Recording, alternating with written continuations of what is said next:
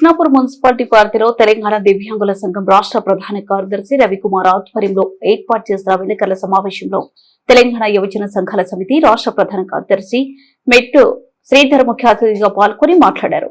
ఈ సందర్భంగా ఆయన మాట్లాడుతూ పొరుగు రాష్ట్రమైన ఆంధ్రప్రదేశ్ లో 80% పైగా వైకల్యం కలిగి పూర్తిగా మంచానికి పరిమితమైన దివ్యాంగుల పట్ల మానవతా దృక్పథంతో నెలకు దాదాపు 15,000 పెన్షన్ అందిస్తున్న విషయాన్ని గుర్తు చేశారు.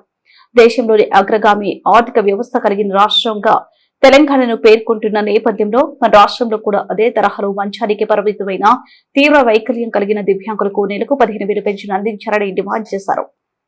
రాష్ట్ర వ్యాప్తంగా ఇలాంటి తీవ్ర వైకల్యం కలిగిన వారు కేవలం 4 నుండి 5 వేల మంది మాత్రమే ఉంటారని, వీరందరికీ 15,000 చొప్పున పెన్షన్ అందించిన ప్రభుత్వానికి నెలకు సుమారు 7.5 కోట్ల రూపాయల వ్యయం అవుతుందని, ఇది రాష్ట్ర బడ్జెట్ తో పోలిస్తే చాలా స్వల్పమైన మొత్తమని ఆయన లెక్కలతో సహా వివరించారు.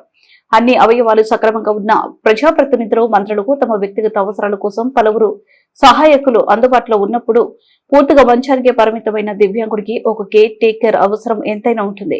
వారి సంరక్షణ మరియు పోషణ కోసం ఈ పెన్షన్ ఎంతో అవసరమని మెట్టు శ్రీధర్ స్పష్టం చేశారు.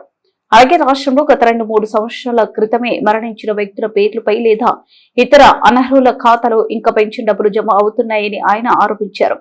ప్రభుత్వం అధికారులు పారదర్శకంగా వ్యవహరించి తక్షణమే అనర్హుల పెన్షన్లను తొలగించి నిజమైన అర్హులైన తీవ్ర వైకల్యం కలిగిన దివ్యాంగులకు నెలకు 15,000 పెన్షన్ మంజూరు చేసి మానవత కోణంలో ఆదుకోవాలని తెలంగాణ యువజన సంఘాల సమితి తరపున మెట్టి శ్రీధర్ రాష్ట్ర ప్రభుత్వాన్ని విజ్ఞప్తి చేశారు. బాధలు కనిపించట్లేదా? ఇలా ఒక ఎమ్మెల్యే, ఒక ఎంపీ, ఒక మంత్రి, ఒక ముఖ్యమంత్రి స్థాయి వ్యక్తి ఏదో చిన్న పనులు చేయాలంటే చుట్టుముట్టు ఒక 20 మంది పని చేయాలి.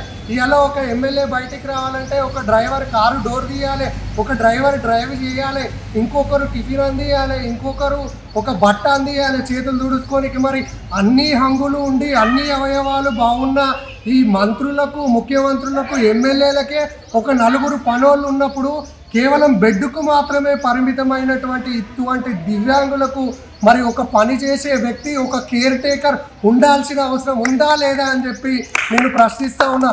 కాబట్టి ఒక మానవతా దృక్పథంతోనే మరి మీరు ఆలోచన చేసి వెంటనే వాళ్లకు 15 రూపాయల పెన్షన్ని అమలు చేయాలని చెప్పి కోరుకుంటా ఉన్నా. మిత్రులారా, ఇంకొక విషయం మీరు గమనించాలి. ఇవాళ ఒక ఎమ్మెల్యే, ఎంపీ ఎన్నిసార్లు పోటీ చేస్తే మరి వాళ్ళకి అన్నిసార్లు గిట గెలిచిన తర్వాత పెన్షన్ వచ్చే అవకాశం ఉంటుంది.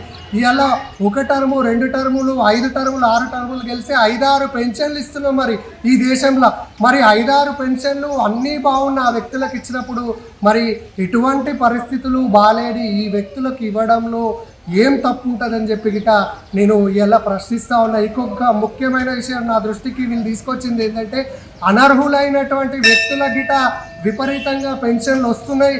ఇలా దాదాపు 2-3 సంవత్సరాల కింద చనిపోయిన వ్యక్తుల గిట పెన్షన్లు ఇస్తూ ఉన్నారని చెప్పి చెప్తా ఉన్నారు.